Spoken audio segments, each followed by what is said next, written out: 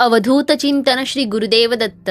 ज्या घरात मांसाहार केला जातो आणि त्याच वेळी दत्तभक्ती केली जाते तिथे नेमके काय होते याबद्दल समाजाच्या वेगवेगळ्या स्तरांवर वेगवेगळे मतप्रवाह आहेत. काही लोक धर्मग्रंथातील नियमांवर अधिक भर देतात, तर काही लोक स्वामींच्या उपदेशातील सरळ प्रामाणिक भक्तीला प्राधान्य देतात, तर काही लोक स्वतःच्या गरजेप्रमाणे नियम बदलतात. व्हिडिओत पुढे जाण्यापूर्वी नेहमीप्रमाणे मी या दत्त परिवाराच्या वतीने श्री गुरुदत्तांच्या पावनचरणी अशी प्रार्थना करते की तुमच्यावर आणि तुमच्या कुटुंबावर सदैव दत्तगुरूंची कृपा राहो आणि तुमचा इच्छित मनोरथ पूर्ण होऊन तुम्हाला निरोगी आरोग्य, सुख, शांती, समृद्धी, संपत्ती, समाधान प्राप्त हो. पहिला आहे शारीरिक आणि मानसिक शुद्धता. सात्विक आहाराचे महत्त्व.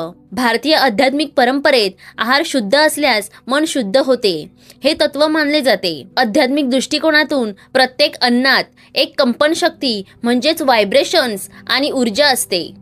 दत्तभक्ती ही सात्विक भक्ती मानली जाते. सात्विकतेचा अर्थ शांत, शुद्ध आणि सकारात्मक असा होतो. मांसाहार हा तामसी किंवा राजसी आहार मानला जातो. मांस हे मृत प्राण्यांचे शरीर असते. शास्त्रानुसार या आहारात हिंसा, भीती आणि वेदना यांची ऊर्जा सामावलेली असते. जेव्हा आपण मांसाहार करतो तेव्हा त्या प्राण्याच्या मृत्यूसमयीची ती नकारात्मक ऊर्जा आपल्या शरीरात प्रवेश करते. याचा थेट परिणाम शारीरिक आणि मानसिक स्तरावर होतो, ज्यामुळे मनात चंचलता, षड्विकार आणि आळस वाढतो. विचार नकळत नकारात्मक बनतात. दत्तभक्तीसाठी आवश्यक असलेली एकाग्रता, मनाची शांतता आणि कोमलता साधण्यात हा तामसी आहार अडथळा ठरतो. मांसाहार केल्यानंतर केलेली दत्तभक्ती जरी निष्ठेने केली तरी ती आवश्यक त्या सूक्ष्म स्तरावर पूर्ण परिणाम करू शकत नाही. जर मांसाहार केल्यानंतर लगेचच दत्तसेवा, पारायण किंवा नामस्मरण केले तर त्या सेवेची ऊर्जा, खोली, परिणाम आणि आध्यात्मिक अनुभव साधणे कठीण जाते, कारण मन अजूनही मांसाहाराच्या तामसी प्रभावाखाली असते. तामसी आहाराची ऊर्जा आणि कंपने शरीरात असल्यामुळे भक्ताला जी परम शांती आणि प्रसन्नता अनुभवायची असते ती पूर्णपणे मिळत नाही.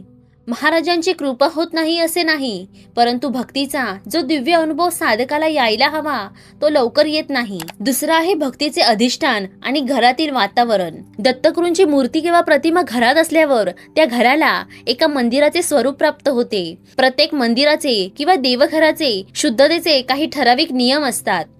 जर घरात मांसाहार बनवला आणि खाल्ला जात असेल तर त्या घरामध्ये एक तामसी कंपन तयार होते, जे दत्तगुरूंच्या सात्विक ऊर्जेशी जुळत नाही. एकाच ठिकाणी दोन परस्पर विरोधी ऊर्जा म्हणजेच पॉझिटिव्ह आणि निगेटिव्ह ऊर्जा एकत्र आल्या की तिथे सूक्ष्म स्तरावर एक संघर्ष निर्माण होतो. हा संघर्ष बऱ्याचदा घरातील मानसिक शांततेत अडथळा ठरू शकतो आणि कधीकधी कुटुंबातील प्रगती किंवा आरोग्यावरही त्याचा अदृश्य प्रभाव जाणवतो. म्हणूनच कौटुंबिक वाद न घालता अत्यंत प्रेमाने आणि सामंजस्याने हळूहळू शाकाहाराकडे वळण्याचा प्रयत्न करावा. जेव्हा तुम्ही दत्तगुरूंच्या चरणी पूर्ण शरणागत होता तेव्हा तुमच्यात अंतर्गत बदल घडून आणण्याची जबाबदारी स्वतः महाराज घेतात. तुमची वासना, चव आणि तुमच्या सवयी हळूहळू गळून पडतात आणि एका दिव्य सात्विक आनंदाची अनुभूती येऊ लागते. हाच खऱ्या दत्तभक्तीचा आणि आत्मिक प्रगतीचा राजमार्ग आहे. येथे लक्षात घेण्यासारखी गोष्ट ही आहे की दत्तगुरू हे दयाघन आणि पतित पावन आहेत. घरात मांसाहार होत असला तरी ते आपल्या लाडक्या भक्ताला सोडून कुठेही जात नाहीत किंवा त्याला शिक्षा करत नाहीत. उलट ते भक्ताच्या श्रद्धेची परीक्षा घेतात आणि त्याला हळूहळू योग्य मार्गावर आणण्याचा प्रयत्न करतात. भक्ताला हे स्वतःहून समजून घ्यावे लागते की जर त्याला दत्तकृपा पूर्णपणे आणि वेगाने अनुभवायची असेल तर त्याने स्वतःहून जीवनात शुद्धता अंगीकारणे अत्यंत महत्त्वाचे आहे. तिसरं आहे भक्तीची खरी व्याख्या. नियम की प्रेम. भक्तीचा मूळ आधार मनाची शुद्धता आणि भाव आहे. प्रेम आणि समर्पण. जर एखादा भक्त अत्यंत तळमळीने आणि प्रामाणिकपणे दत्तसेवा करत असेल पण त्याला काही कौटुंबिक परिस्थितीमुळे, उदाहरणार्थ घरातील इतर लोक मांसाहार करतात म्हणून मांसाहार पूर्णपणे सोडता येत नसेल तर दत्तगुरू त्याला कधीच दूर लोटत नाहीत. दत्तगुरू तुमच्या ताटात काय आहे यापेक्षा मनात किती प्रेम, ओढ आणि समर्पण आहे हे पाहतात. ते तुमच्या ताटातील अन्नापेक्षा आधी तुमच्या डोळ्यातील अश्रू आणि मनातील भाव पाहतात. अशा वेळी मनात अपराधीपणाची भावना ठेवण्याचे काहीच कारण नाही. दत्त महाराज हे केवळ देव नाहीत, ते माऊली आहेत. एक अत्यंत कणवाळू माता आहेत. आपल्या लेकराची परिस्थिती आणि त्याच्या मनातील तळमळ त्यांना पूर्ण माहीत असते. परंतु भक्त म्हणून आपली सुद्धा जबाबदारी बनते की आपण आपल्या भक्तीचा स्तर उंच करावा.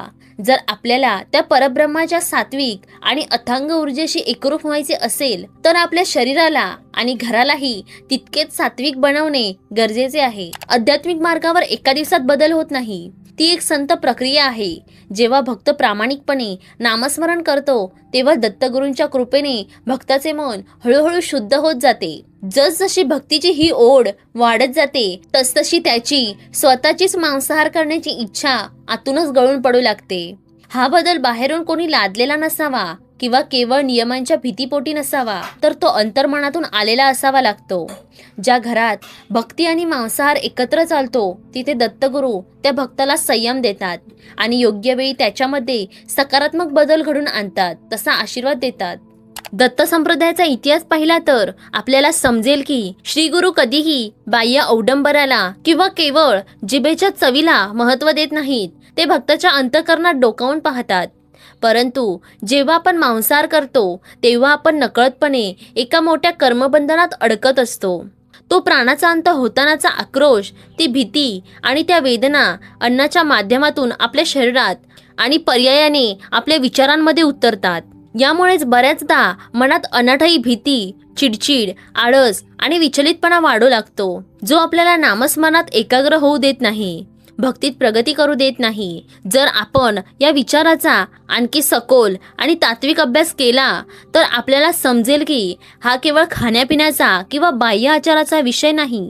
हा संपूर्णपणे आपल्या अंतर्मनाच्या आणि चेतनेच्या प्रवासाचा भाग आहे. दत्तगुरूंचे संपूर्ण जीवन हे निसर्गाशी आणि प्राणीमात्रांशी जोडलेले दिसते. दत्तगुरूंच्या रूपात पाठीमागे असलेली कामधेनू माता, पुढे असणारे 4 श्वान, गळ्यात असणारा वासुकी नाग ही केवळ प्रतीके नाहीत, तो संदेश आहे की ईश्वराच्या नजरेत प्रत्येक जीव समान आहे. जर आपण एका बाजूला दत्त महाराजांना आपले आई वडील मानून त्यांच्यावर माया लावत असू आणि दुसऱ्या बाजूला त्यांच्याच एका निष्पाप लेकराचा आपल्या जिभेच्या चवीसाठी बळी देत असू तर आपल्या भक्तीमध्ये कुठेतरी एक मोठी विसंगती निर्माण होते. परंतु याचा अर्थ असा मुळीच नाही की मांसाहार करणाऱ्या भक्तावर दत्तगुरू कृपा करत नाहीत. ते परम दयाळू आहेत. एका आईला जशी आपल्या सर्व लेकरांची काळजी असते, मग ते बाळ कितीही अजान खोडकर असले तरी, तसेच दत्त महाराजही आपल्या भक्ताचा कधीच त्याग करत नाहीत.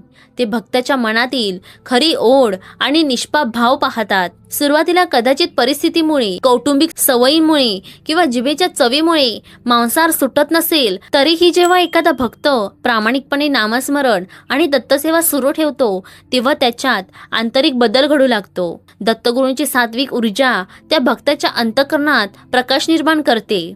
जसजशी भक्तीची ही ओढ वाढत जाते तसतशी त्याची मांसाहाराची किंवा कोणत्याही तामसिक गोष्टीची इच्छा आतूनच गळून पडते. हा बदल कोणाच्या दबावामुळे किंवा केवळ नियमांच्या भीतीमुळे होत नाही, तर तो भक्तीच्या प्रगती आणि प्रभावामुळे होतो. दत्तभक्तीमध्ये दया, करुणा, क्षमा आणि प्राणीमात्रांवरील प्रेम या गुणांना सर्वोच्च स्थान आहे. दत्तगुरू हे स्वतः महादेव असल्याने त्यांना पशुपतीनाथ असे म्हटले जाते. म्हणजेच ते सर्व मूक प्राणीमात्रांचे, समस्त जीवांचे नाथ आहेत. तेच सर्व जीवांचे मातापिता आहेत. मग आपण त्यांचेच लेकरू असून आपल्या जिभेच्या चवीसाठी त्यांच्याच दुसऱ्या निष्पाप लेकराला मारून खातो.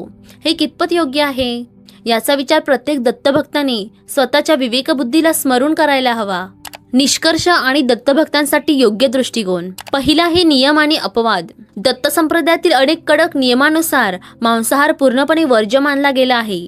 खास करून दत्त महाराजांचा वार असलेल्या गुरुवारी, तसेच पौर्णिमा, दत्त जयंती आणि इतर पवित्र व्रतवैकल्यांच्या दिवसामध्ये, सणांमध्ये मांसाहार टाळणे हे अत्यंत आवश्यक आहे.